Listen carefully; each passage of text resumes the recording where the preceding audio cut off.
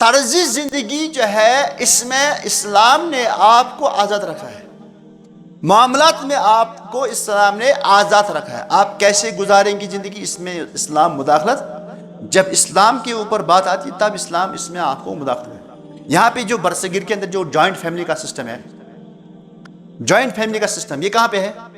یہ برصغیر میں ہے۔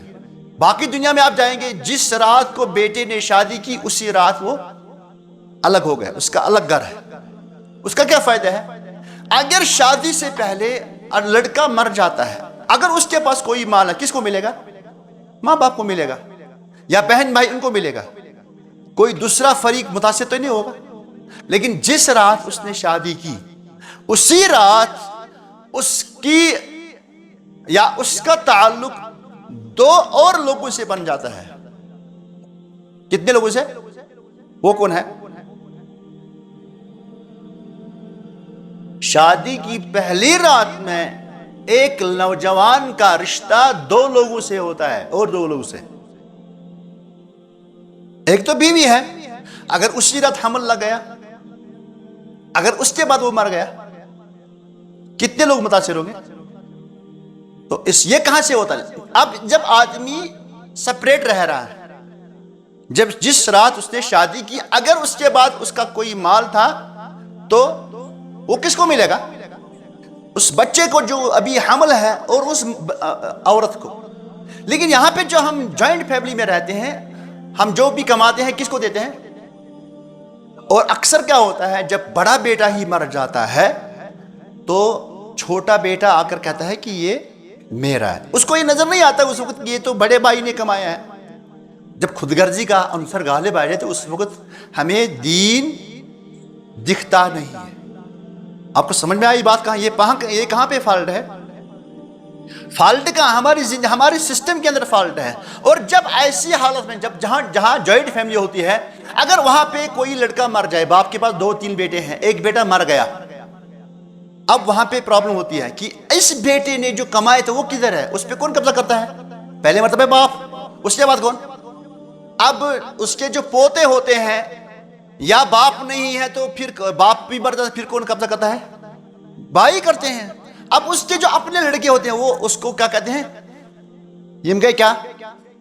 یہ ازل نہیں ہوتے ہیں بلکہ یہ ازل ہوتے ہیں۔ کیوں ایسا کہتے ہیں؟ تاکہ اس بھائی کی جو باپ ہے، مال ہے، اس کو ہڑپ کیا جائے۔ لیکن میں نے آپ کے سامنے جو آیت تلاوت کی، کتب علیکم، یعنی اسلوب کیا ہے؟ آپ کے اوپر فرض کیا گیا، اذا حضر احدکم الموت، کہ جب تم میں سے کسی کو موت آ جائے، ان ترک خیرا، اگر اس نے خیر چھوڑا، الوصیت، تو اس کو کیا کرنا ہے؟ کس کے لیے؟ للوالدین، والدین کے لیے اب وصیت نہیں ہے، کیونکہ اللہ کے نبی نے فرمایا لا وصیت لوارث، نکل گیا نا۔ والاقربین، اور اقربین میں سے، رشتہ داروں میں سے جو وارث ہے اس کے لیے بھی وصیت۔ کیوں؟ اللہ کے نبی نے کیا فرمایا؟ لا وصیت لوارث، وارث کے لیے وصیت۔ اب کون رہ گیا؟ اگر کوئی اقربین میں سے ہے لیکن وہ وارث نہیں ہے، اس کے لیے وصیت موجود ہے کہ نہیں؟ آپ کو سمجھ میں آ رہی بات؟ سمجھ چاہیے؟ جو اقربین میں سے ہے، جو رشتہ دار ہے لیکن وہ وارث نہیں ہے، کیا اس کے لیے وصیت ابھی باقی ہے؟ قرآن میں دکھاؤ مجھے کہ کہاں سے اس حکم کو منسوخ کیا جا رہا ہے۔ اور اگر آپ کو یہ نقطہ جو ہے نا آپ کو سمجھ میں آ جائے گا تو آپ آج کے بعد کوئی آپ کی مجلس میں یہ نہیں کہے گا کہ اسلام کے اندر کوئی عزل ہوتا ہے۔ اللہ کے نبی صلی اللہ علیہ وسلم نے فرمایا اتقوا اللہ وعدلوا بین اولادکم، اللہ تعالیٰ سے ڈرو اور اپنے اولاد کے درمیان عدل کرو۔ اب اس عدل کی جو تشریح ہے وہ حدیث کے اندر نہیں آئی ہے۔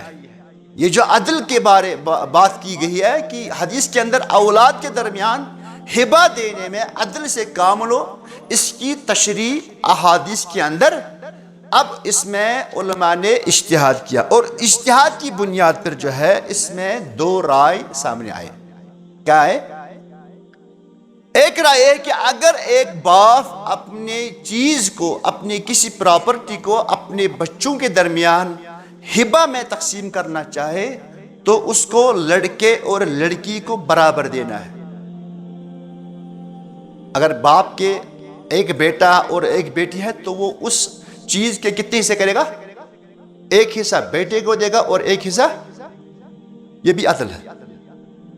کیوں یہ رائے کیوں ہے؟ کیونکہ اس میں حدیث کے اندر جو عدل کا لفظ آیا ہے اس کی وضاحت، عدل سے مراد کیا ہے؟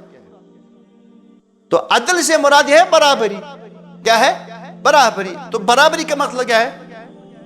بیٹے کو بھی وہی حصہ دیا جائے اور بیٹی. یہ عدل کا تقاضا ہے. اور اس کے بارے میں ایک اور حدیث ہے، اللہ کے نبی صلی اللہ علیہ وسلم نے فرمایا لو كنت مفضلا احدا في العطايا لفضلت الاناث، کہ اگر میں عطایا گفٹ میں کسی کو کیا تفضیل دیتا تو میں کس کو زیادہ دیتا؟ بیٹیوں کو دیتا. تو ان حالات کے ہوتے ہوئے بعض علماء نے یہ موقف اختیار کیا ہے کہ ہبہ کے اندر باپ کو برابری کرنی چاہیے. دوسرا موقف ہے علماء کا کہ اللہ تعالیٰ نے ایک انسان کے مرنے کے بعد اس کے مال کو کیسے تقسیم کیا؟ اگر انسان کے ایک بیٹا ہے ایک بیٹی ہے، للذکر مثل حظ، تو کیا آپ کو لگتا ہے کہ اللہ تعالیٰ کا یہ تقسیم عدل نہیں ہے؟ علماء کہتے ہیں کہ کیا یہ عدل نہیں ہے؟ اگر آپ یہاں پہ دیکھ رہے ہیں کہ بیٹے کو 2 حصے مل رہے ہیں اور بیٹی کو، تو زیادہ عدل تو یہی ہے. حالانکہ ہماری عقل کہتی ہے کہ عدل کیا ہے؟ برابر. لیکن اللہ تعالیٰ کا جو تقسیم جو ہے وہ تو عین عدل ہے. حالانکہ ہم کو نظر آتی ہے کیا؟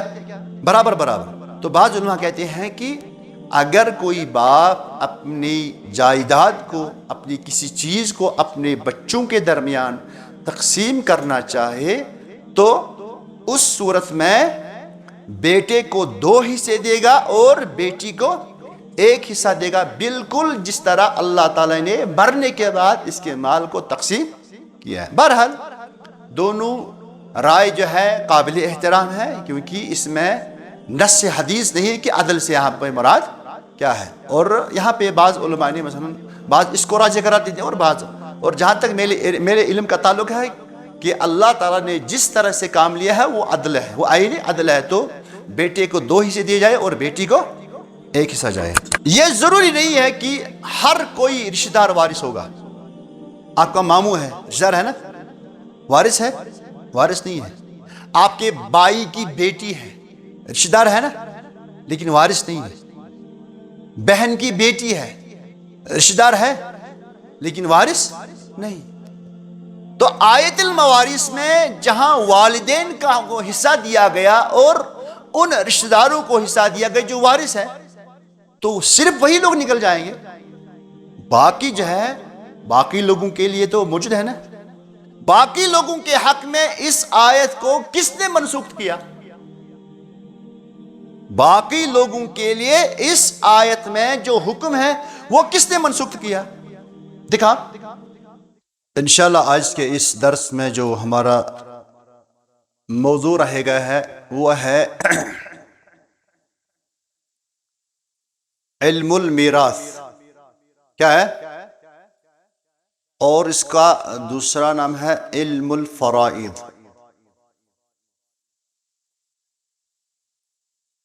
دونوں ایک ہی نام ہے.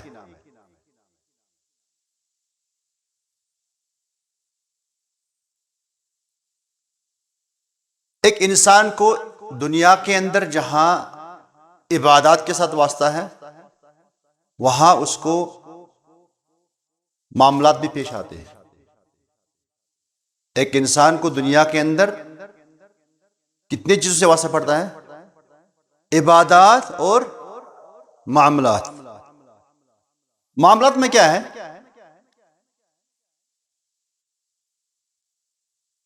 معاملات میں آپ خرید فروخت کرتے ہیں، آپ لین دین کرتے ہیں، آپ نکاح کرتے ہیں. یہ معاملات میں شمار ہوتے ہیں.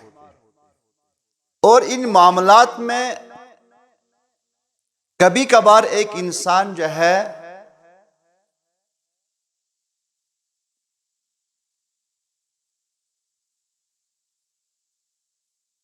مال کا تبادلہ کرتا ہے. کیا کرتا ہے؟ مطلب میرے پاس مال ہے، اس کو میں کسی دوسرے کو دیتا ہوں. اس کو ہم کیا بولتے ہیں؟ مبادلۃ المال، یعنی مال کا دو آدمیوں کے درمیان تبادلہ ہوتا ہے، اور اس کے دو کنڈیشن ہے. یا تو یہ مالی تبادلہ دو انسانوں کے درمیان کسی عوض کے اگینسٹ ہو. آپ بازار جاتے ہیں، آپ کو یہ چیز خریدنی ہے، یہ مال ہے نا، اس کی ایک قیمت ہے، یہ مال ہے، آپ کے پاس نہیں ہے، آپ کو چاہیے، آپ کیا دیتے ہیں؟ آپ دکاندار کو دیتے ہیں پیسہ، تو آپ تبادلہ کرتے ہیں. وہ آپ ایک چیز دیتے ہیں، وہ آپ کو، اس کو ہم کیا بولتے ہیں؟ خرید و فروخت. خرید فروخت. تو ایک تبادلہ ہمارے پاس جو مال کا ہوتا ہے وہ بی عوض، یعنی وہ مفت میں نہیں ہوتا، بلکہ کسی چیز کے اگینسٹ، کسی چیز کی قیمت یا کسی چیز کو، یعنی آپ تبادلہ کرتے ہیں. دوسرا تبادلہ مال ہوتا ہے بغیر عوض. آپ کسی کو مال دیتے ہیں، واپس میں آپ کچھ نہیں لیتے. تو یہ جو آپ پوری چیزوں کو سمجھتے ہیں، یہ کیا ہے؟ معاملات. اور معاملات میں آپ کو یہ معاملہ بھی درپیش آتا ہے. دنیا کے اندر آپ کیا کرتے ہیں؟ آپس میں تبادلہ مال کرتے ہیں. اس تبادلے کی دو صورتیں ہیں. ایک تبادلہ ہوتا ہے کہ آپ کسی کو کچھ چیز دیتے ہیں، اس کے بدلے آپ کوئی چیز لیتے ہیں. یہ کس میں آتا ہے؟ خرید فروخت میں آتا ہے. ایک تبادلہ آپ کرتے ہیں، آپ دیتے ہیں، لیتے کچھ نہیں. تو اس کو ہم کہتے ہیں تبادلۃ المال بغیر عوض. اس کی تین قسمیں ہیں.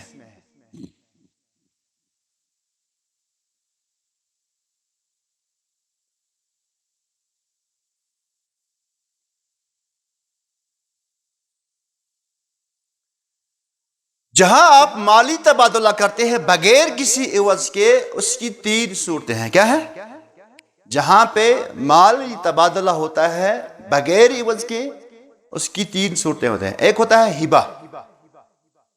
آپ نے کسی کو کوئی چیز دے دی، یعنی میرے پاس کیا ہے؟ یہ قلم ہے، یہ میں آپ کو کسی کو دیتا ہوں، اس کے بدلے مجھے کچھ نہیں چاہیے، بلکہ میں نے آپ کو دیا ہبہ، ایز گفٹ دیا. دوسری چیز ہوتی ہے وصیت. یعنی ایک آدمی جو ہے مرنے سے پہلے کہہ کے رکھتا ہے، مرنے سے پہلے وہ کہہ کے رکھتا ہے زندگی میں کہ جب میں مر جاؤں تو میرے مال میں سے یہ چیز فلانی کو دینا. ہبہ اور وصیت میں کیا فرق سمجھتے ہیں آپ؟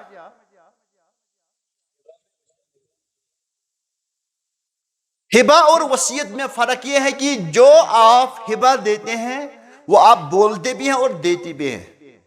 اپنی زبان سے بولا اور ہینڈ اوور بھی کیا زندگی میں ہی. لیکن وصیت یہ زندگی میں جو ہے آپ کہتے ہیں، لیکن اس کی تنفیذ کب ہوتی ہے؟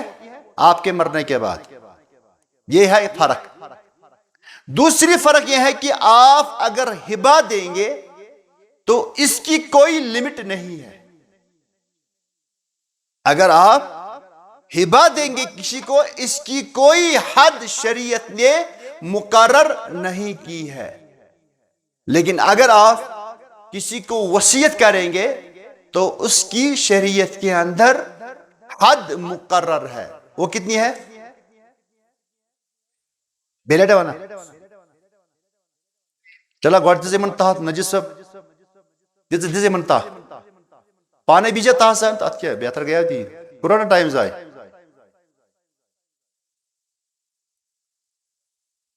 میں دوبارہ کہتا ہوں، ہبہ اور وصیت میں کیا فرق ہے؟ ہبہ زندگی میں ہی بولا بھی جاتا ہے اور تنفیذ بھی زندگی میں ہی کی جاتی ہے. یہ چیز میں نے کسی کو بولا میں سہیل کو دیتا ہوں، دیا، اور اب اس کے پاس یہ چیز آ گئی، یہ بیچ سکتا ہے، اس کو استعمال کرے گا، یہ اس کی اپنی مرضی ہے. لیکن وصیت کیا ہوتی ہے؟ وصیت جو ہے انسان زندہ ہونے کی صورت میں کہتا ہے، لیکن اس کی تنفیذ کب ہوتی ہے؟ اس کے مرنے کے بعد. دوسری فرق، ہبا کی کوئی مقدار نہیں ہے. ایک آدمی جیتے جی جو ہے نا اپنا سارا مال کسی کو دے سکتا ہے، البتہ وصیت کے اندر کیا ہے؟ شرط ہے کہ یہ 1/3 1/3 سے زیادہ نہیں ہونا چاہیے. ہبا جو ہے انسان اپنے رشتہ دار کو بھی دے سکتا ہے، اپنے وارث کو بھی دے سکتا ہے اور غیر وارث کو بھی دے سکتا ہے، لیکن وصیت وارث کے لیے نہیں ہوتی ہے. کیوں نہیں ہوتی ہے؟ کیونکہ مرنے کے بعد اس کو وراثت ملے گی، ڈبل نہیں چاہیے. اگر کوئی آدمی زندگی کے اندر وصیت کرتا ہے کہ میرے فلانی بیٹے فلانی بیٹی یا فلانی رشتہ دار کو کچھ دے دینا، یہ تب جائز ہے جب ورثہ اس کے جو وارثین ہیں اس کو اجازت دے، ورنہ اس کی اجازت نہیں ہے. تو ایک اور چیز ہے ہبا کے اندر کہ ایک انسان اگر اپنے اولاد کے درمیان کوئی چیز ہبا کرتا ہے، کیا ہے؟ مثلا آپ کے پاس 1,00,000 روپے ہے، آپ کہتے ہیں میرے پاس میری ضروریات سے زیادہ ہے، میں اپنے بچوں میں تقسیم کروں گا. تو اگر انسان اپنے بچوں کے درمیان ہبا کرے گا کوئی چیز تو اس میں شریعت کی طرف سے اس کو ہدایت ہے کہ وہ اس میں عدل کرے. کیا کرے؟ اللہ کے نبی صلی اللہ علیہ وسلم نے فرمایا اتقوا اللہ وعدلوا بین اولادکم، اللہ تعالیٰ سے ڈرو اور اپنے اولاد کے درمیان عدل کرو. اب اس عدل کی جو تشریح ہے وہ حدیث کے اندر نہیں آئی ہے. یہ جو عدل کے بارے بات کی گئی ہے کہ حدیث کے اندر اولاد کے درمیان ہبا دینے میں عدل سے کام لو، اس کی تشریح احادیث کے اندر. اب اس میں علماء نے اجتہاد کیا اور اجتہاد کی بنیاد پر جو ہے اس میں 2 رائے سامنے آئے. کیا ہے؟ ایک رائے ہے کہ اگر ایک باپ اپنے چیز کو، اپنی کسی پراپرٹی کو اپنے بچوں کے درمیان ہبا میں تقسیم کرنا چاہے تو اس کو لڑکے اور لڑکی کو برابر دینا ہے. اگر باپ کے ایک بیٹا اور ایک بیٹی ہے تو وہ اس چیز کے کتنے حصے کرے گا؟ 1 حصہ بیٹے کو دے گا اور 1 حصہ، یہ بھی عدل ہے. کیوں یہ رائے کیوں ہے؟ کیونکہ اس میں حدیث کے اندر جو عدل کا لفظ آیا ہے اس کی وضاحت، عدل سے مراد کیا ہے؟ تو عدل سے مراد ہے برابری. کیا ہے؟ برابری. تو برابری کا مطلب کیا ہے؟ بیٹے کو بھی وہی حصہ دیا جائے اور بیٹی، یہ عدل کا تقاضا ہے. اور اس کے بارے میں ایک اور حدیث ہے، اللہ کے نبی صلی اللہ علیہ وسلم نے فرمایا لو كنت مفضلا احدا في العطايا لفضلت الاناث، کہ اگر میں عطایا گفٹ میں کسی کو کیا تفضیل دیتا تو میں کس کو زیادہ دیتا؟ بیٹیوں کو دیتا. تو ان حالات کے ہوتے ہوئے بعض علماء نے یہ موقف اختیار کیا ہے کہ ہبا کے اندر باپ کو برابری کرنی چاہیے.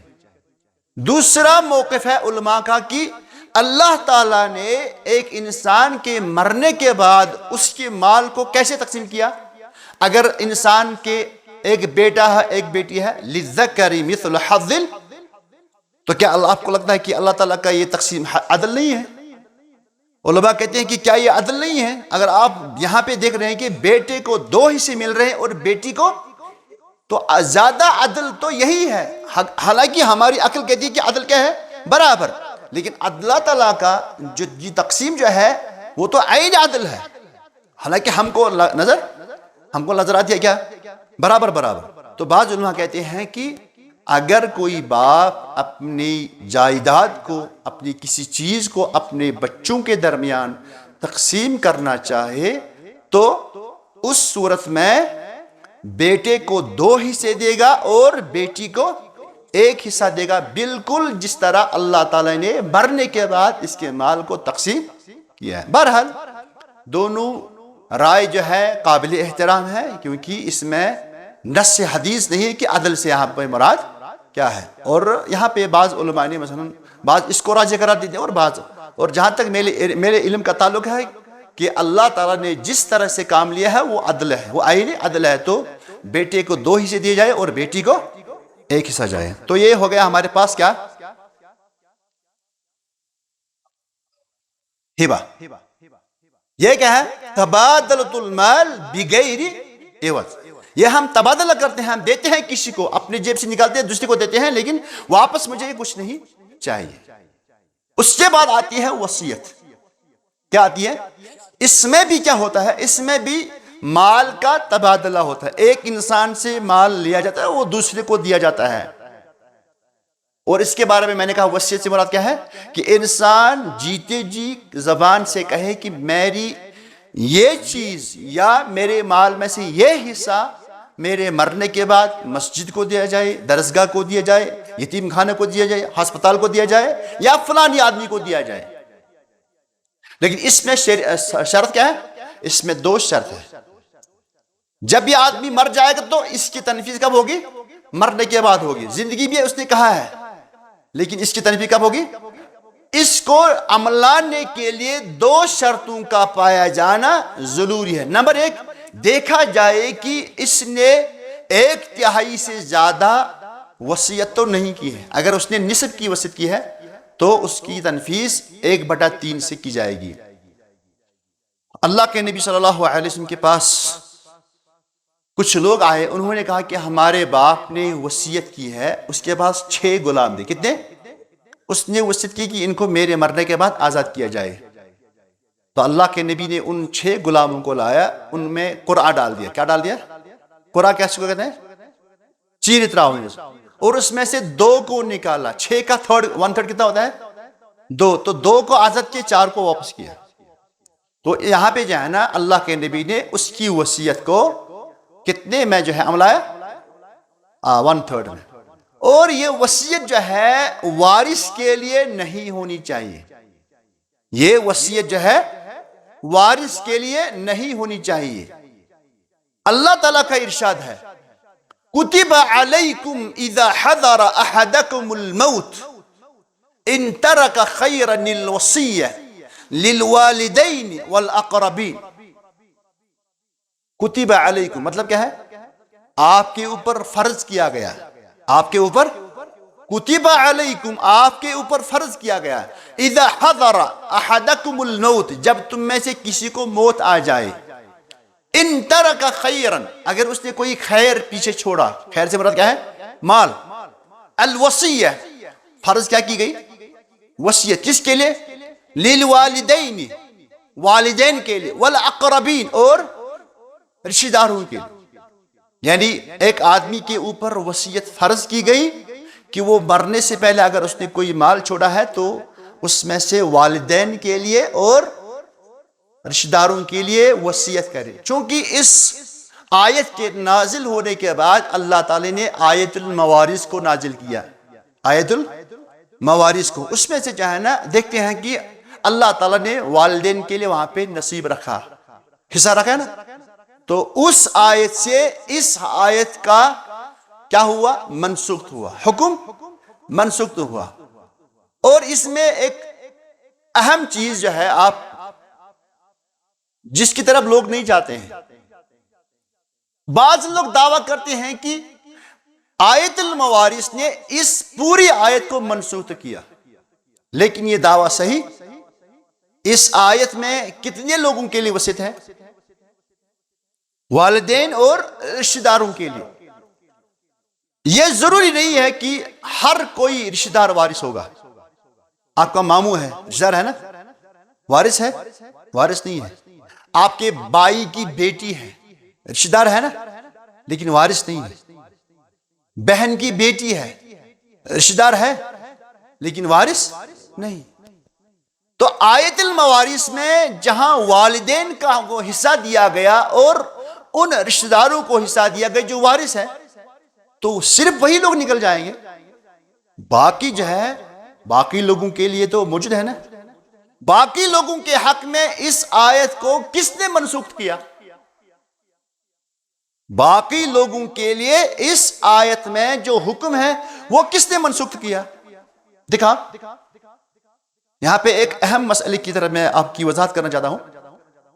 آپ کی توجہ آپ چاہتا ہوں کہ یہاں پہ جب آپ نوجوان ہوتے ہیں نا تو آپ جب ڈسکس کرتے ہیں اکثر اسلام کے اوپر جو ہے نا کچھ لوگ اٹیک کرتے ہیں. المیہ اس بات کا ہے کہ ہمیں اپنے دین کے بارے میں پتہ، جب ہمیں غیر کوئی سناتا ہے یا اپنے مسلمان کچھ بولتے ہیں تو ہم کہتے ہیں کہ کشیر میں جو نا مشہور گمت کی اگر دادا کی موجودگی میں پوتا ہوگا تو پوتے کو وراثت ملے گی؟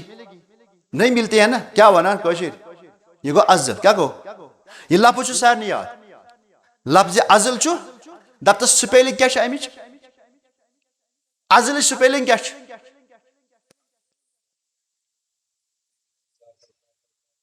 دت کیا ونان یہ گو ازل یہ چھ تمہیں یاد کیا تم چونکہ اس مز چھ خود غرضی زیادہ کیا اس لفظ میں ضرورت چھ یہ اس نہ پئی وضوس میں کس فرض مگر یہ ازل ہے کیا ایسا.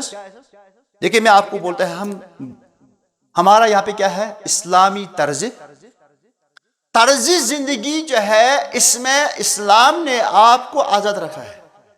معاملات میں آپ کو اسلام نے آزاد رکھا ہے. آپ کیسے گزاریں گی زندگی اس میں اسلام مداخلت، جب اسلام کے اوپر بات آتی تب اسلام اس میں آپ کو مداخلت ہے. یہاں پہ جو برصغیر کے اندر جو جوائنٹ فیملی کا سسٹم ہے، جوائنٹ فیملی کا سسٹم یہ کہاں پہ ہے؟ یہ برصغیر میں ہے. باقی دنیا میں آپ جائیں گے جس رات کو بیٹے نے شادی کی اسی رات وہ الگ ہو گیا، اس کا الگ گھر ہے. اس کا کیا فائدہ ہے؟ اگر شادی سے پہلے لڑکا مر جاتا ہے اگر اس کے پاس کوئی مال ہے کس کو ملے گا؟ ماں باپ کو ملے گا یا بہن بھائی ان کو ملے گا. کوئی دوسرا فریق متاثر تو نہیں ہوگا. لیکن جس رات اس نے شادی کی اسی رات اس کی یا اس کا تعلق دو اور لوگوں سے بن جاتا ہے. کتنے لوگوں سے؟ وہ کون ہے؟ شادی کی پہلی رات میں ایک نوجوان کا رشتہ دو لوگوں سے ہوتا ہے اور دو لوگوں سے. ایک تو بیوی ہے، اگر اسی رات حمل لگ گیا، اگر اس کے بعد وہ مر گیا، کتنے لوگ متاثر ہوں گے؟ تو یہ کہاں سے ہوتا ہے؟ اب جب آدمی سپریٹ رہ رہا ہے، جب جس رات اس نے شادی کی اگر اس کے بعد اس کا کوئی مال تھا تو وہ کس کو ملے گا؟ اس بچے کو جو ابھی حمل ہے اور اس عورت کو. لیکن یہاں پہ جو ہم جوائنٹ فیملی میں رہتے ہیں ہم جو بھی کماتے ہیں کس کو دیتے ہیں؟ اور اکثر کیا ہوتا ہے جب بڑا بیٹا ہی مر جاتا ہے تو چھوٹا بیٹا آ کر کہتا ہے کہ یہ میرا ہے. اس کو یہ نظر نہیں آتا اس وقت یہ تو بڑے بھائی نے کمایا ہے. جب خود غرضی کا عنصر غالب آ جائے تو اس وقت ہمیں دین دکھتا نہیں ہے. آپ کو سمجھ میں آئی بات؟ کہاں یہ کہاں پہ فالٹ ہے؟ فالٹ کہاں؟ ہماری سسٹم کے اندر فالٹ ہے. اور جب ایسی حالت میں جہاں جوائنٹ فیملی ہوتی ہے اگر وہاں پہ کوئی لڑکا مر جائے، باپ کے پاس 2-3 بیٹے ہیں، ایک بیٹا مر گیا، اب وہاں پہ پرابلم ہوتی ہے کہ اس بیٹے نے جو کمائے تھے وہ کدھر ہے؟ اس پہ کون قبضہ کرتا ہے؟ پہلے مرتبہ باپ، اس کے بعد کون؟ اب اس کے جو پوتے ہوتے ہیں یا باپ نہیں ہے تو پھر باپ بھی مر جاتا، پھر کون قبضہ کرتا ہے؟ بھائی کرتے ہیں. اب اس کے جو اپنے لڑکے ہوتے ہیں وہ اس کو کیا کہتے ہیں؟ یہ گئے کیا؟ یہ ازل نہیں ہوتے ہیں بلکہ یہ ازل ہوتے ہیں. کیوں ایسا کہتے ہیں؟ تاکہ اس بھائی کی جو باپ ہے مال ہے اس کو ہڑپ کیا جائے. لیکن میں نے آپ کے سامنے جو آیت تلاوت کی کتب علیکم، یعنی اسلوب کیا ہے؟ آپ کے اوپر فرض کیا گیا اذا حضر احدکم الموت، کہ جب تم میں سے کسی کو موت آ جائے، ان ترک خیرا، اگر اس نے خیر چھوڑا، الوصیت، تو اس کو کیا کرنا ہے؟ کس کے لیے؟ للوالدین، والدین کے لیے اب وصیت نہیں ہے کیونکہ اللہ کے نبی نے فرمایا لا وصیت للوارث. نکل گیا نا؟ والاقربین، اور اقربین میں سے رشتہ داروں میں سے جو وارث ہے اس کے لیے بھی وصیت. کیوں؟ اللہ کے نبی نے کیا فرمایا؟ لا وصیت للوارث، وارث کے لیے وصیت. اب کون رہ گیا؟ اگر کوئی اقربین میں سے ہے لیکن وہ وارث نہیں ہے اس کے لیے وصیت موجود ہے کہ نہیں؟ آپ کو سمجھ میں آ رہی بات؟ سمجھ چاہیے جو اقربین میں سے ہے، جو رشتہ دار ہے لیکن وہ وارث نہیں ہے، کیا اس کے لیے وصیت ابھی باقی ہے؟ قرآن میں دکھاؤ مجھے کہ کہاں سے اس حکم کو منسوخ کیا جا رہا ہے. اور اگر آپ کو یہ نقطہ جو ہے نا آپ کو سمجھ میں آ جائے گا، تو آپ آج کے بعد کوئی آپ کی مجلس میں یہ نہیں کہے گا کہ اسلام کے اندر کوئی عزل ہوتا ہے. وَن چھُنہٕ کانٛہہ مول وصیت کران کی جب باپ ابھی زندہ ہے، جب باپ ابھی زندہ ہے وہ کہتے ہیں میں وصیت نہیں کروں گا. تت مت کہاں بہ پڑھ نماز ہمارے ہاتھ میں تلوار تھوڑی ہے. کوئی کہتا ہے میں زکات دے دوں گا، ہمارے پاس خلافت تو نہیں ہے ہم اس کی گردن اٹھا دیں گے. کوئی کہتا ہے میں وصیت نہیں کروں گا. تو یہ کیا سمجھو اصلی لوگوں کرے کت ٹھیک کرنے کت یہ منتا ہی تھا. لیکن اللہ کا کیا حکم ہے؟ اللہ کا یہ حکم ہے کہ اس کو وصیت کرنی ضروری ہے. بہرحال یہ بڑی لمبی چوڑی داستان ہے، تو لیکن کم سے کم آپ کے ذہن میں یہ آیا کہ آج کے بعد کسی کو آپ یہ کہنے کا موقع نہیں دیں گے کہ اسلام کے اندر کوئی عزل ہوتا ہے، بلکہ اسلام کے اندر ایک تبادلہ ہوتا ہے مال کا مرنے کے بعد. کس صورت میں؟ میراث کی صورت. یہ دروازہ کھلنے سے پہلے بند ہو گیا، لیکن ابھی 2 دروازے کھلے ہیں. ابھی کیا ہے؟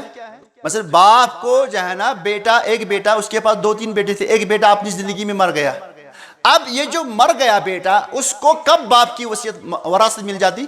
جب باپ مر گیا. یہ کب ہوتا؟ یہ تو لاسٹ سٹیپ ہے نا. لیکن ابھی باپ زندہ ہے، ابھی اس کے پوتے موجود ہیں، اس کے اپنے بیٹے بھی ہیں اور پوتے بھی ہیں. ابھی کتنے دروازے کھلے ہیں، لیکن وہ نہیں دخل ہوتا ہے. اس میں کیا کرے گا؟ وۄنۍ ما چھُ اسلام ذمہ دار، وۄنۍ ما چھُ اسلام ذمہ دار. تۄہہِ ونیو کہ ہے اسلامس منٛز چھُ ظلم، ان پوتوں کے ساتھ ظلم ہوتا ہے. یہ چھُ اکھ چیز گژھان حظ، یہ چھُ ہمیشہ سون اسلام یوان کرنے پیش کتھ پٲٹھۍ؟ غلط طریقہ. اور غلط طریقہ تیلی یوان پیش کرنے ییٚلہِ نہٕ اَسہِ چھِ پاے اسلامس منٛز. یہ مسئلہ جب میں نے بولا نا، مجھے ہندوستان کا ایک مشہور عالم ہے، اس نے مجھے فون کیا، کہا ڈاکٹر صاحب میں نے آپ کی ایک کلپ سنی، اس میں آپ یہ بولتے ہیں، مجھے لکھ کر دے دو. یہ اس نے وراثت کے بارے میں بہت کتابیں لکھی ہے. کہا آج تک میری ذہن میں یہ نقطہ نہیں آیا جو آپ نے ابھارا. میں نے کہا یہ تو قرآن کہتا ہے، آپ قرآن میں دیکھو، قرآن کی تفسیر اٹھا کر دیکھو، قرآن کے اندر کہیں اس بات کا اشارہ نہیں ملتا ہے کہ یہ پوری آیت منسوخ ہوئی. اس آیت پہ کس کے لیے وصیت منسوخ ہوئی؟ والدین اور اس رشتہ دار کے لیے وہ جو وارث ہے. لیکن جو وارث نہیں ہے، پوتا کیا نہیں ہے؟ پوتا اس وقت وارث نہیں ہے، لیکن رشتہ دار تو ہے نا، تو اس کے لیے وصیت کہاں گئی؟ اب یہاں کوئی کرتا نہیں ہے، نہ ہبہ کرتا ہے نہ وصیت. اب کیا کرے اسلام؟ اب کیا کرے اسلام؟ اس کے بعد جو تیسرا مرحلہ آتا ہے وہ ہے میراث کا. کیا ہے یہ بھی؟ کیا ہے یہ بھی؟ ایک آدمی کا مال دوسرے کے پاس آ جاتا ہے، لیکن آپ دیکھ رہے ہیں کہ ہبہ اور وصیت کے اندر جس کا مال تھا اس کا کچھ تصرف تھا، اس کی کچھ مرضی کا دخل تھا، اس کی مرضی کا دخل تھا. لیکن جب میراث ہے، جب آدمی مر گیا، اس نے اپنے پیچھے کوئی مال چھوڑا، اب اس کی مرضی کا کوئی دخل نہیں. اب اس میں کون مداخلت کرتا ہے؟ کون؟ اس میں مداخلت کون کرتا ہے؟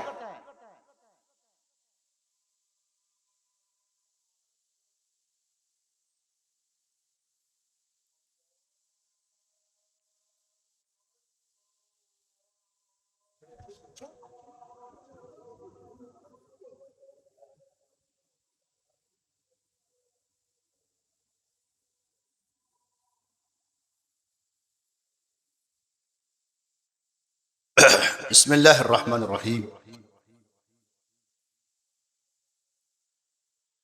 اس کے بعد ہم آتے ہیں علم الفرائض. یہ بھی ہے ایک قسم کا مالی تبادلہ. لیکن یہ کب ہوتا ہے؟ جب ایک آدمی مر جاتا ہے اور اگر اس نے اپنے پیچھے کوئی مال چھوڑا ہوا ہے تو اس کو جو ہے اس مال کو دوسرے لوگوں تک پہنچانا. اس مال کو دوسرے لوگوں تک پہنچانا. کیسے پہنچانا؟ شریعت کے مطابق. اس کو ہم کہتے ہیں وراثت. سمجھ آوا؟ کشر پہ ون اگر کا انسان وی مود زندگی مز اس مال یا دتن کنس ہب نت کرن وصیت. اب جو بچا ہے اب وہ مر گیا, اب اس مال کو کس کو دینا ہے؟ مستحق کو. کس کو؟ ابھی ہم نہیں کہیں گے وارث کو, وہ دینا ہے کس کو؟ مستحق کو. کیسے؟ قرآن شریعت کے مطابق. اس کو کہتے ہیں علم الفرائض اور علم المیراث. ترکس ون میں کشر پہ من تریم لائن کھڑا وت کت ون اس علم میراث کشر پہ ون میں سادہ پہ.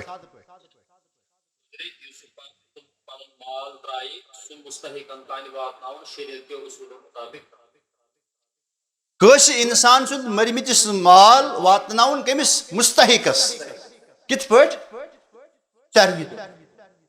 بہ ون کت پہ عربی پہ امی ڈیفنیشن کی بہ ون کشر پہ تکیاز اس کیا مقصد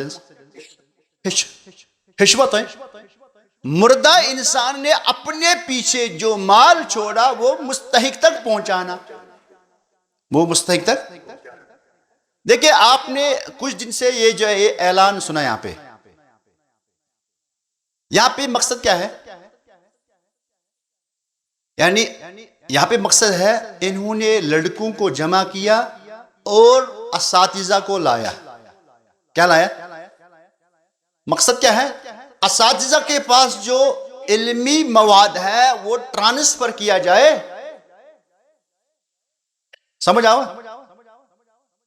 تو انہوں نے جو یہ کورس کیا, اگر یہ اساتذہ کو لاتے لیکن لڑکے نہیں آتے تو کورس ہو جاتا.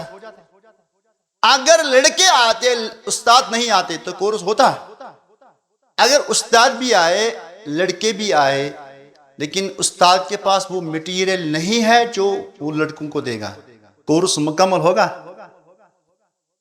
تو اس کا مطلب ہے جب ہم کوئی کورس, جب ہم کوئی انسٹیٹیوٹ کھولتے ہیں تو ہمیں بنیادی طور سے کتنی چیزیں چاہیے؟ کتنی؟ مطلب پہلا کیا ہے؟ یہاں میں نے آپ کے سامنے زندہ مثال پیش کی نا. ہمارے پاس کورس ہے نا, ہے نا, ہمارے پاس کورس ہے اور کورس میں ہم نے کہا کہ 3 چیزیں ہمیں.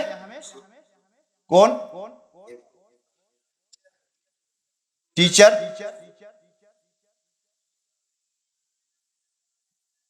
اور کیا ہے؟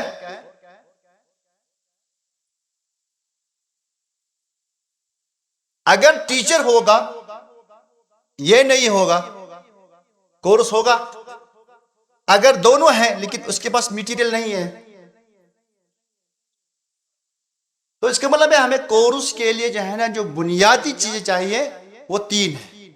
اسی طرح جب ہم علم المیراث پڑھیں گے تو ہمیں علم المیراث کی بنیاد رکھنی ہے کچھ چیزوں پر. کیا رکھنی ہے؟ اس کو ہم بولتے ہیں ارکان الارث. کیا بولتے ہیں؟ سمجھ آؤ؟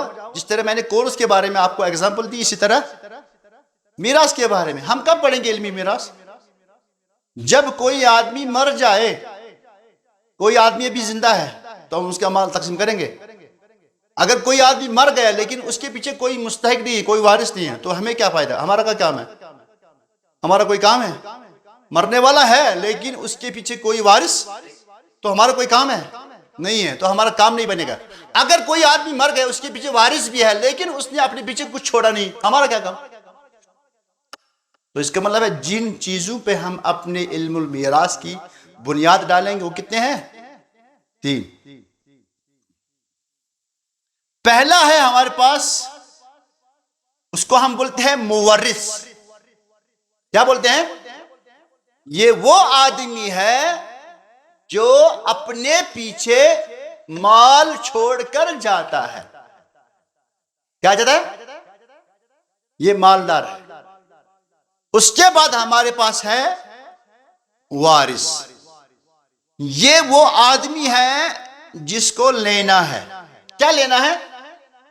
क्या लेना है? जाहिर सी बात हमारे पास होना चाहिए हक की मौरूस।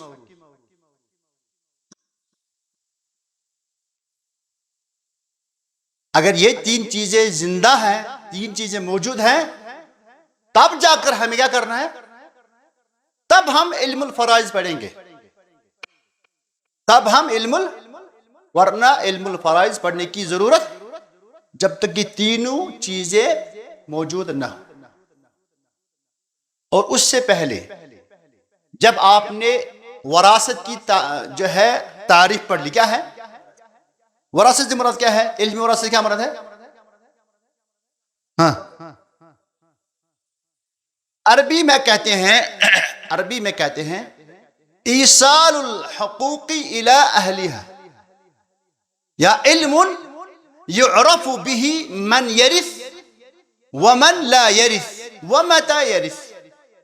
ये ऐसा इल्म है जिसमें आपको इस बात की इल्मियत दी जाती है कि कौन वारिस बनता है, किसको नहीं मिलता है और कितना मिलता है, बस यही चीज। लेकिन हमारी जो बात है वो किसके इर्द गिर्द घूमती है?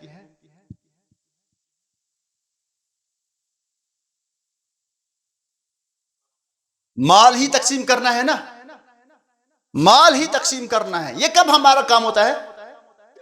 जब इंसान, जब मालदार मर जाए। क्या? जब इंसान मर जाए। जब इंसान मर जाता है तो अपने पीछे अगर वो किसी किस्म का माल छोड़ता है, उसको हम कानूनी वरासत में क्या कहते हैं? तरीका। तरीका ये कैसे आया? तरक यतरुकु तरकन, ये उसी से लिखा है।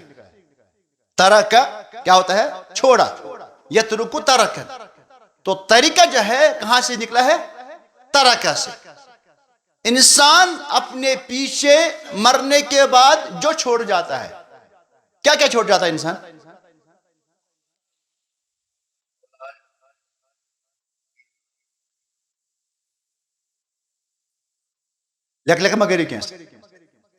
इंसान जो है अपने पीछे माल छोड़ जाता है। क्या?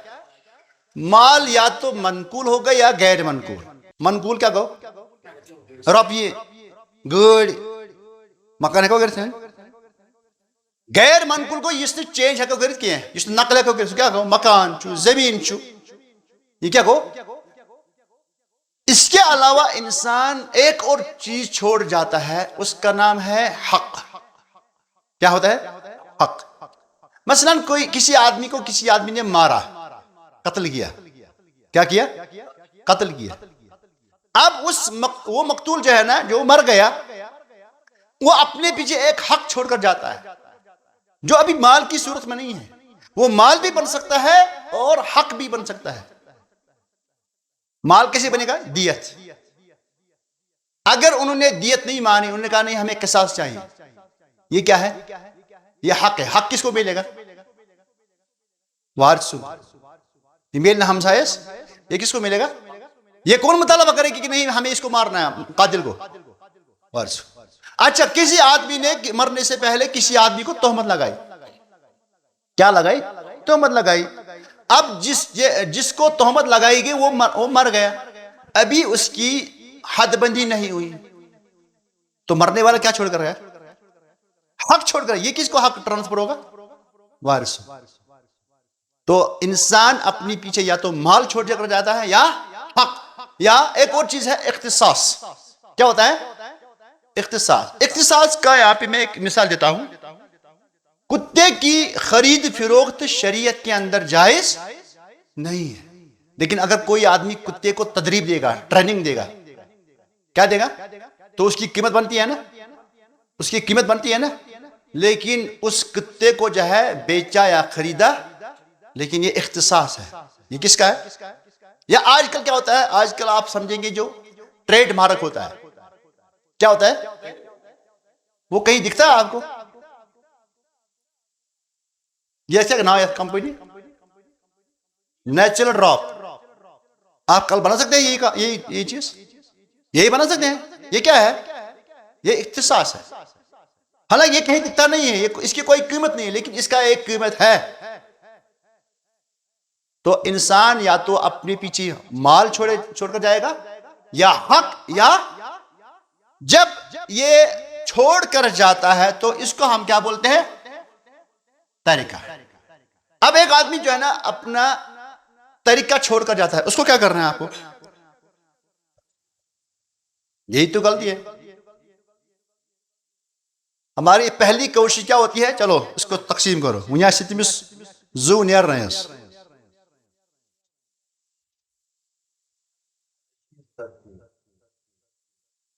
بدرود سے یاد،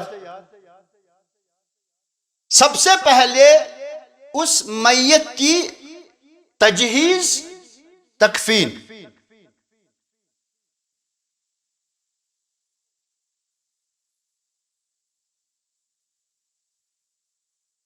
سب سے پہلے جو ہے میت کی کیا کی جائے گی؟ یہ کہاں سے لیا جائے گا؟ اسی کے مال سے. مثلا کفن ہے، دفن ہے، غسل کرنے والے کی اجرت ہے. یہ الگ سوال کی چکسن مفت ہی ہس. یہاں پہ یہ ساری چیزیں کیا ہوتی ہے؟ مفت ہوتی ہے. لیکن کبھی کفن خریدنا پڑے، کبھی جو ہے قبر کھودنے والے کو اجرت دینے پڑے، یا کبھی کیا ہوتا ہے آج مثلا اس گاؤں کے شہر باسن کیا قبر بھی ہے ملس، تو اس کو پہلے قبر بھی خریدنی ہے، تو پیسہ کہاں سے آئے گا؟ اس طریقہ سے اٹھایا جائے گا. تو سب سے پہلے کیا کرنا ہے؟ تجہیز تک. اس میں جتنا بھی خرچ آئے گا متوسط طور سے وہ کہاں سے اٹھایا جائے گا؟ طریقہ سے. دوسرے نمبر پر وہ قرضہ جس کا تعلق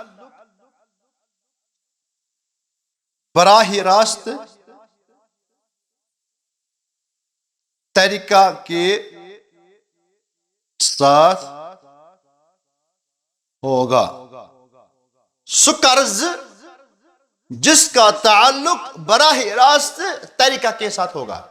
مثلا ایک آدمی ہے، اس کے پاس زمین کا ٹکڑا ہے. کیا ہے؟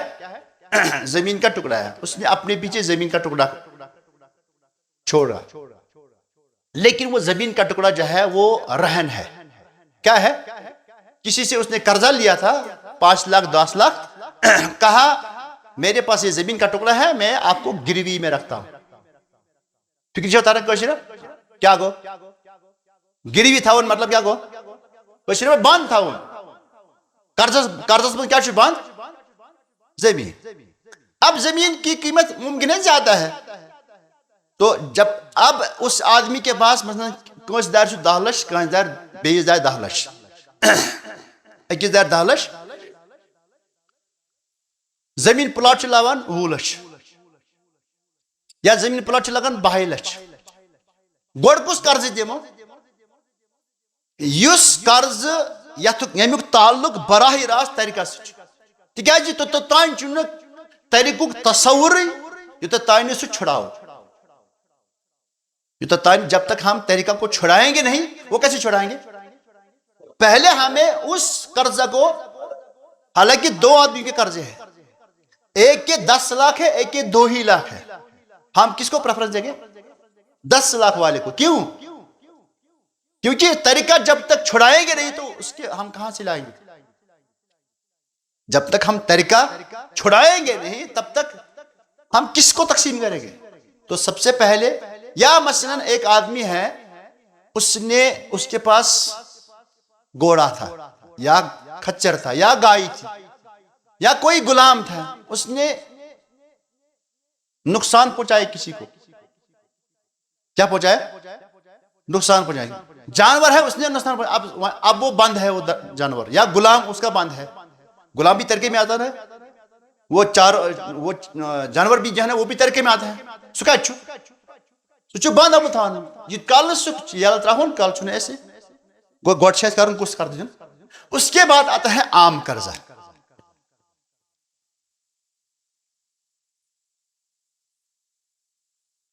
عام قرضہ یا تو انسان کا ہوگا یا اللہ کا؟ عام قرض کوئی انسان ₹50,000 ₹10,000 لچھ وضو، تیسرے نمبر پر یہ اتارنا ہے۔ اور اس میں ایک تو انسانوں کا قرضہ ہے اور ایک اللہ کا قرضہ ہے۔ انسان کا قرضہ کیسے ہے؟ مثلا کسی سے قرض حاصل لیا یا بیوی کو مہر نہیں دیا، یہ کیا ہے؟ یہ انسان کا قرضہ ہے۔ اللہ کا قرضہ کیا ہے؟ زکوٰۃ ہے یا نظر مانگی ہے، تو سب سے پہلے اس عام قرضے میں کس کو دینا ہے؟ پہلے انسان کے قرضے، کیونکہ قانون ہے کہ حقوق العباد مبنیۃ علی المطالبہ وحقوق اللہ مبنیۃ علی المسامح۔ اللہ تعالیٰ اپنے حق کو معاف کر سکتا ہے لیکن بندہ معاف۔ اس کے بعد چوتھے نمبر پر اگر میت نے کسی قسم کی وصیت کی ہوگی، اگر میت نے کسی قسم کی وصیت کی تو یہ کتنے نمبر پر ہے؟ اور اس کے بعد جو بچتا ہے وہ وارث کا نصیب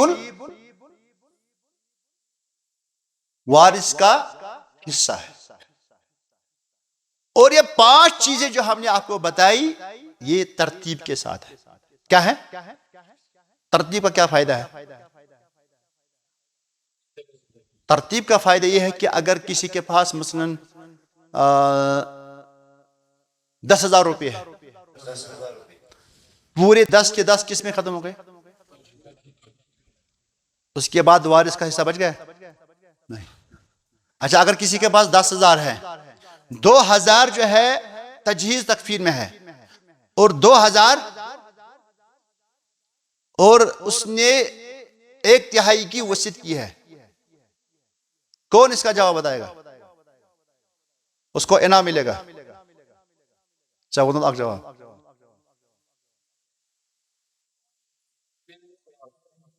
سوال میں نے بتایا اور میں ایک ہی مرتبہ بولتا ہوں تو تک جو وشواس ہوتے ہیں علم ہونا ہے نا۔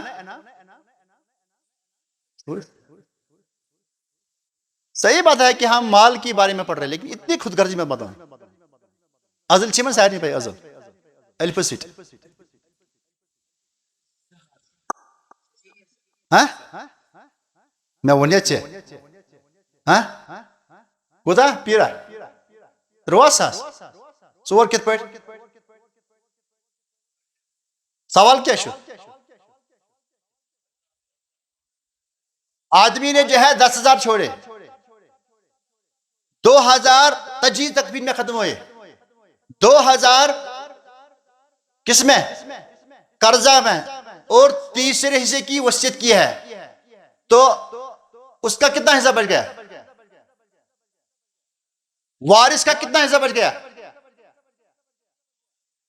اختلف العلماء في هذه المسألة فبعضهم يقول 4,000 وبعضهم يقول 2,000، یہ من 67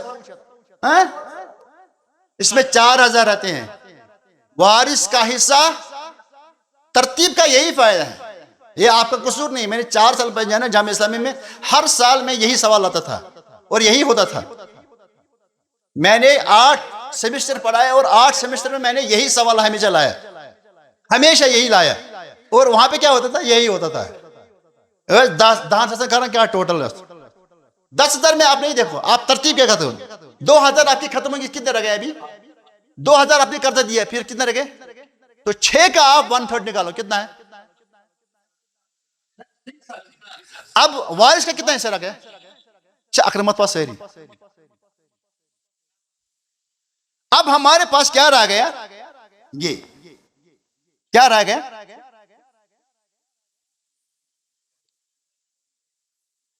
اب آپ کو جو ہے نا یہ بات سمجھ میں آئی، یہاں پہ سمجھ میں آئی یہ بات؟ یہ جو ہمارے پاس بچ گیا، یہ جو ہمارے پاس بچ گیا، دیٹ مینس کہ ہمارے پاس آگے چلنے کا موقع ہے، کیونکہ آدمی ہے وہ مرا ہے، اس نے اپنے پیچھے چھوڑا ہے اور کوئی وارث بھی ہے، اور جب چھوڑا ہے حق موروث تب ہمیں ضرورت ہے آگے چلنے کی۔ تو جس چیز پہ ہم علمی وراثت کی بنیاد ڈالیں گے وہ کتنے ہیں؟ 3. مورث وہ کون ہوتا ہے؟ مرنے والا جو اپنے پیچھے مال چھوڑ کر جائے گا. وارث اور حقی موروث. یہ اسی طرح ہے جس طرح یہاں پہ کورس کا آغاز کیا گیا. اور کورس میں جو ہے نا انہوں نے کیا کہا کہ مثلا میں آپ کو بولوں گا کہ یہ کورس لڑکوں کے لیے ہے لڑکیوں کے لیے؟ لڑکوں کے لیے ہے نا. آگے والی جو ہے نا لمٹ بیان نہیں کی گئی کتنی ایج ہے. لیکن اگر 5 سال کا کوئی ہے آئے گا. کیوں؟ یعنی اس کا مطلب ہے انہوں نے جو مورث لایا، وارث لایا، حق مورث لایا، اسی طرح ٹیچر لایا، اسٹوڈنٹ لایا اور مٹیریل لایا. انہی چیزوں پہ یہاں پہ جو ہے نا کورس کی بنیاد پڑی. اب کورس میں سب سے پہلے جو ہے نا کون ہے؟ اسٹوڈنٹ ہے. اور یہاں پہ کہا گیا کہ یہ میلز کے لیے، فیمیل کے لیے. لیکن اس میں بھی ایک شرط رکھی گئی. وہ کیا ہے؟ ایج رکھی گئی منیمم. میکسیمم نہیں رکھی گئی لیکن منیمم تو رکھی گئی ہوگی. کوئی 5 سال کا آپ کو نظر آتا ہے یہاں پہ؟ وہ بھی میل ہے نا. اس کا مطلب ہے یہاں پہ اس کے لیے بھی کوئی شرط ہے. ہم اگر ان چیزوں کو لائیں گے لیکن اس کے بعد ہمیں دیکھنا ہے کہ ہم جو شرط متعین کرتے ہیں کیا وہ برابر ہے. میں نے ابھی یہاں پہ کہا تھا کہ ہم یہیں سے سب چلیں گے کیونکہ پرلل چلیں گے نا. ہم استاد، طالب علم، علمی مواد، 3 چیزیں ہیں نا. یہاں پہ کیا ہے؟ مورث، وارث، حق موروث. اچھا آپ یہاں پہ اسلامی طرز زندگی پڑھنے کے لیے آئے. یہاں پہ کوئی استاد لایا گیا وہ سائیکالوجی پڑھاتا ہے. سائیکالوجی اور اسلامی طرز زندگی کیا فرق ہے؟ اس کا کون سا واسطہ ہے؟ اس کا مطلب ہے جو استاد ہے اس کو جو علمی مواد پیش کرنا ہے وہ اس میں کیا ہونا چاہیے؟ ماہر ہونا چاہیے. تو استاد کے لیے کیا شرط رکھی گئی؟ کہ وہ علمی مواد میں. اسی طرح مورث کا ایک شرط ہے. مورث کے لیے پہلے یہ شرط ہے کہ اس کا مرنا ضروری ہے، ثابت ہو جائے. اس کا مرنا ثابت ہو. اگر کا انسان زندہ ہے آج پیش کرو جیسے مال تقسیم، ہمارا کام. مورث ہے، ہم کہیں کہ ہاں اس کے پاس مال ہے، وارث بھی ہے، لیکن ابھی یار مرا نہیں ہے. اگر کوئی آدمی مر جاتا ہے تو اس کو ہم کیسے کہیں گے کہ یہ آدمی مر گیا؟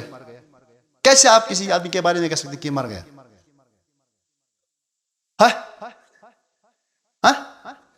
ارے بولو، کوئی مسئلہ نہیں. یہاں کو مرنا نہیں ہے، وہ ڈیتھ کیسے ثابت ہوگی؟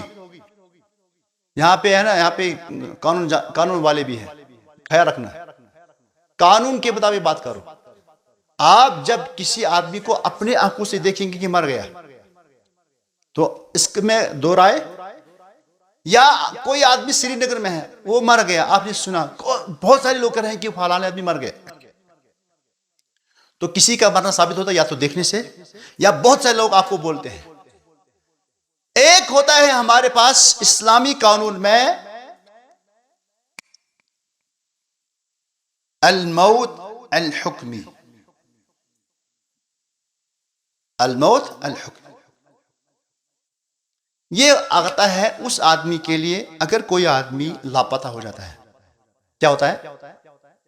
کوئی آدمی لاپتہ ہو گیا، اس کے پاس دنیاوی زندگی میں ہمیں 2 چیزوں میں اسلامی قانون کی ضرورت پڑتی ہے. اگر اس کے پاس بیوی ہے یا جو عورت لاپتہ ہو گئی اس کا شوہر ہے، لیکن شوہر کا اس کے ساتھ کوئی تعلق، وہ اس کے پاس کیپیسٹی رہتی ہے، وہ دوسری شادی بھی کر سکتا ہے. یا اگر اس کے پاس آلریڈی 4 بیوی ہے، ایک بیوی لاپتہ ہو گئی، اب اس کے پاس مسئلہ، وہ کہتے ہیں میں چوتھی کروں گا، لیکن حقیقت میں وہ کیا آئے گی؟ یار ابھی آپ کی ایک بیوی لاپتہ ہے، اس کو ابھی کیا کرنا ہے؟ پہلے معلوم کرنا ہے کہ وہ زندہ ہے تب تک تم چوتھی شادی نہیں کرو گے جب تک اس کے بارے میں پتہ نہ چلے. لیکن یہ زیادہ پیش نہیں آتا، لیکن پیش آتا ہے زیادہ اگر کسی عورت کا شوہر لاپتہ ہو جائے.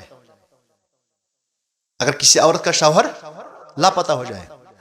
ایک مسئلہ یہ ہے ہمارے پاس. دوسرا مسئلہ ہمارے پاس آتا ہے اگر اس لاپتہ شخص کے پاس کوئی مال ہے.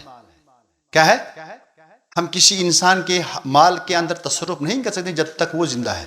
جب تک وہ، ہم کب کہیں گے اس کے بارے میں تصرف کریں گے جب وہ مر گیا. لیکن ابھی وہ اس کے بارے میں کوئی پتہ. یہ اس کو ہم فقہ میں کہتے ہیں المفقود، مطلب کھویا ہوا انسان. پہلے میں یہاں پہ ضمن عرض کروں کہ جو کھویا ہوا شخص ہوتا ہے، لاپتہ شخص، اس کی بیوی کے بارے میں. اس کی بیوی کو دو آپشن ہے. کیا ہے؟ ایک آپشن یہ ہے کہ وہ اپنا نکاح کینسل کرا سکتی ہے. فسق اس کو بولتے ہیں. کیا بولتے ہیں؟ مثلا کسی عورت کو جو ہے نا، اس کے پاس ضروریات زندگی کے لیے کچھ نہیں ہے. اس کو جو بنیادی ضرورت پیش کرتا ہے وہ کون تھا؟ اس کا، یا اس کی فطرتی ضرورت ہے وہ کوئی پوری کرتا ہے؟ اس کا شوہر. وہ لاپتہ ہے. وہ کہتا ہے کہ میں نے سال 2 سال انتظار کیا، اب مجھ سے برداشت. تو وہ کیا کرے گی؟ وہ اپنے پہلے نکاح کو فسخ کرے گی. کیا کرے گی؟ فسخ. فسخ ہوتا ہے one side cancel. One side, یہ نہ طلاق ہے نہ کھلا ہے.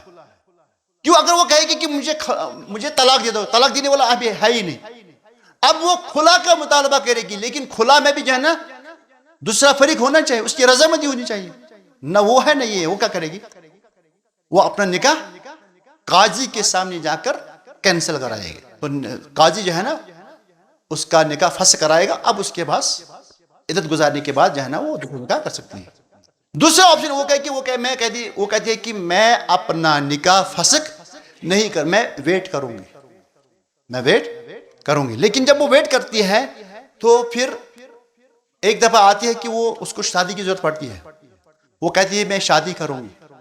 تو اس وقت وہ عورت جو ہے، یا اگر اس کے وارث ہیں، وہ کہتے ہیں کہ اس کے پاس مال ہے، ہمیں اس کا مال. اب دونوں جو ہے کورٹ میں جاتے ہیں، دونوں جو ہے قاضی کے پاس جاتے ہیں. تو اس صورت میں قاضی، مثلا اگر کوئی آدمی جس ٹائم وہ لاپتہ ہوا اس وقت اس کی ایج 30 سال کی. کتنی؟ 10 سال کے بعد وارثوں نے اور بیوی نے کورٹ کے اندر دعویٰ کیا. اس وقت اس کی جو ہے نا ایج کتنی تھی؟ 40. اس وقت قاضی جو ہے دیکھے گا کہ اس کو میں جو ہے کب تک ڈیل دوں. اللہ کے نبی نے فرمایا اعمار امتی ما بین 60 الی 70. منیمم کتنی ہے؟ 60، اور میکسیمم. تو بعض علماء کہتے ہیں کہ 70 سال تک جب ہو جائے گا تو 70 سال کے بعد جب اس کی ایج، یعنی ڈیسیجن کب دے گا کورٹ؟ 30 سال کے بعد. 40 سال کو میں تو اس کا کیا مقدمہ چلا. اب کتنے سال ویٹ کرنا پڑے گا؟ بعض کہتے ہیں 60 سال، بعض کہتے ہیں 70 سال، بعض کہتے ہیں 80 سال، بعض کہتے ہیں 90 سال. بعض کہتے ہیں کہ اس کے جو اس کی جنریشن کے لوگ جب سب مرے تب اس کے بعد اس کا جو ہے نا ہم کہہ دیں گے اس کی موت کا حکم. دیکھیں اس میں ایک امام احمد رحمۃ اللہ علیہ کا ایک موقع بہت ہی اچھا ہے. وہ معتدل ہے. وہ کہتے ہیں کہ دیکھا جائے، قاضی کو دیکھنا چاہیے کہ جہاں پہ وہ آدمی لاپتہ ہوا کس علاقے میں لاپتہ ہوا. اگر جنگ زدہ علاقے میں یا جہاں پہ امن نہیں ہے وہاں پہ لاپتہ ہو تو ہمیں کتنا 60 سال ویٹ کرنا ہے. ہمیں 4 سال، کتنا؟ 4 سال ویٹ کرنا ہے. مثلا آج کی ڈیٹ میں یہ وارث لوگ جو ہے نا کہاں پہ گئے؟ عدالت میں گئے. کہا کہ ہمارا جو ہے بھائی وہ افغانستان گیا تھا یا عراق گیا تھا یا سیریا گیا تھا. تو 4 سال کے بعد جو ہے قاضی اس کی موت کا فیصلہ سنائے گا. کیوں؟ کیونکہ ان جگہوں پہ اس کے مرنے کے زیادہ چانسز ہیں. اور اگر وہ آدمی کسی ایسی جگہ لاپتہ ہوا جہاں امن ہے تو اس وقت وہ چیز اپلائی کی جائے. کون؟ 60 سال، 70، 80 سال. یہ اس مسئلے میں معتدل یا اعتدال والا موقف ہے نا. یہ بھی ظلم ہے کہ اگر کوئی آدمی کسی پر امن علاقے میں مر گیا تو ہم کہیں گے 4 سال کے بعد، کیونکہ یہ جانا پرسوں بڑگاہ میں کشمیر آپ سے بڑگاہ میں جو آیا وہ واپس کتنے سال کے بعد آیا؟ 26 سال کے بعد شاید آیا. کتنے لگا کسی کو پتہ نہیں وہ کہاں پہ ہے. اور میں ایک آدمی کو جانتا ہوں، وہ 19 سال کے بعد آیا، تو 19 سال کے بعد ایک آدمی واپس آیا، پتہ نہیں تھا اس کا کوئی، اور ایسا ہوتا ہے. لیکن اگر کوئی آدمی جنگ زدہ علاقے میں گیا ہے، یہ بھی ظلم ہے کہ ہم 70 سال تک جو ہے نا اس کا ویٹ کریں گے. اکثر جو ہے نا اس کے جو ہے مرنے کے چانسز ہوتے ہیں، تو اس کو 4 سال، اور 4 سال کے بعد جب قاضی اس کے موت کا فیصلہ سنائے گا، اس کو ہم کیا بولتے ہیں؟ موت حکمی. ہو سکتا ہے کہ وہ مرا نہیں ہو سکتا ہے وہ مرا، ہو سکتا ہے وہ مر بھی گیا. اس کو ہم کیا بولتے ہیں؟ ایک ہمارے پاس اس کا مرنا ثابت ہو مشاہدے سے، یا بہت سارے لوگوں نے خبر دی ہے، یا موت حکمی. موت حکمی کے بعد جو ہے اس کی عورت عدت وفات گزارے گی، اور اس کے وارثی جو ہے نا اس کا مال تقسیم کریں گے. یہ مورث کی شرط ہے. وارث کے لیے کیا شرط ہے؟ یہ پتہ وچھو اس، ابھی ہمارے پاس ٹائم کم ہے. وارث کا جو ہے شرط کیا ہے؟ وارث کے لیے شرط یہ ہے کہ جس وقت یہ مر گیا تھا اس وقت وارث زندہ ہونا چاہیے. کیا پتا ہے انجہاں میں کہہ رہا سوال ہے، وارث کے لیے کیا شرط ہے؟ کہ جس وقت مورث کا انتقال ہوا اس وقت وارث زندہ ہونا چاہیے. یہ کر شاید لگن ضرورت، یہ لگن ہے ضرورت، اچھے اس ونان قانونی وراثت مس مناسخات. مثلا ایک آدمی ہے وہ مر گیا، اس کے 2-3 بیٹے تھے، اب انہوں نے تقسیم وراثت نہیں کی، ابھی جوائنٹ فیملی چل رہی ہے. اس کے بعد اس کے بیٹے میں سے کوئی انتقال کر گیا، کیا کر گیا؟ اس کی بھی اپنی فیملی ہے اور ابھی تقسیم نہیں ہوئی ہے. اس کے بعد کسی کی بیوی مر گئی، اس کے پاس بھی مال ہے، لیکن ابھی یہ تقسیم، ابھی آپ کو کتنے اموات کا تقسیم کرنا ہے؟ کتنی اس مسئلے میں کتنے اموات ہیں؟ 3 ہیں. تو اس کا ہم بولتے کیا؟ مناسخات. کیا بولتے ہیں؟ یہ ابھی آپ کو جو ہے نا آپ کو لگے گا کہ اس کی ضرورت نہیں پڑتی ہے، لیکن اس وقت بھی کشمیر کے اندر ایسے واقعات ہیں.